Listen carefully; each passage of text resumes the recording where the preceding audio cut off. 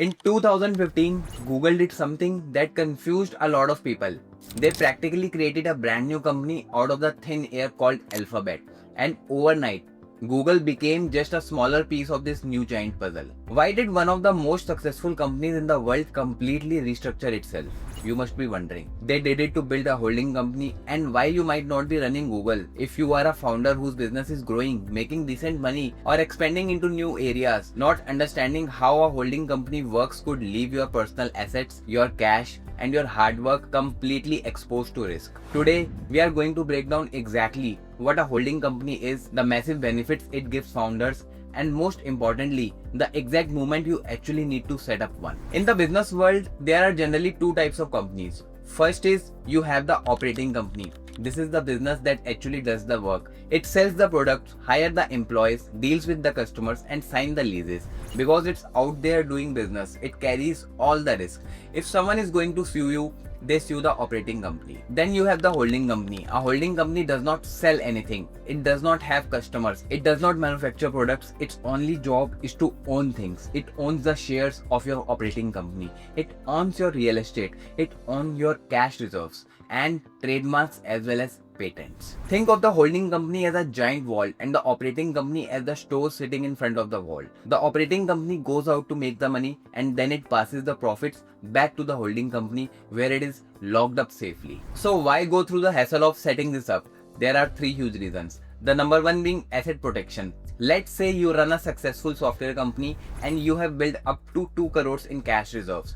If that money is sitting in your operating company and you get hit with a massive lawsuit, that cash is at risk. But if a holding company owns the software company, you can regularly move those profits up to the holding company. If the software company gets sued, the bank account is mostly empty. The money is safe upstairs in the parent company. The number two being managing multiple ventures. A lot of founders get bored. You start a marketing agency and it does well. Then you decide to start a real estate business, then maybe an e-commerce brand. Instead of you personally owning three different risky businesses, your holding company owns them.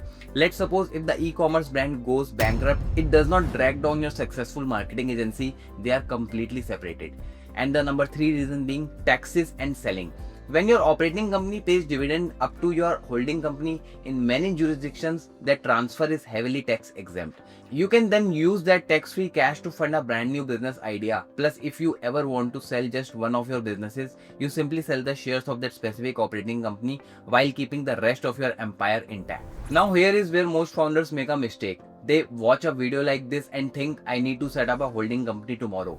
Hold on. If you are just starting out, if you are struggling to get first 10 customers, or if your revenue is barely covering your expenses, do not set up a holding company. It is a waste of money. It means filing 2 sets of taxes, paying 2 sets of compliance fees, and dealing with extra paperwork. You actually need a holding company when you hit one of these three triggers. First, your primary business is consistently generating high profits and you want to protect that cash from your daily business risk. Second, you are buying valuable assets like commercial real estate or expensive patents and you want to separate the ownership from the daily operations. Third, you are ready to start a second or third business and you want to fund them using the profits from your first business. If you hit any of these 3 points, it's time to restructure. Setting up a holding company structure is not something you can do it yourself on a Sunday afternoon. You need to get the shareholding right, the tax structure right, and the legal compliances perfectly aligned.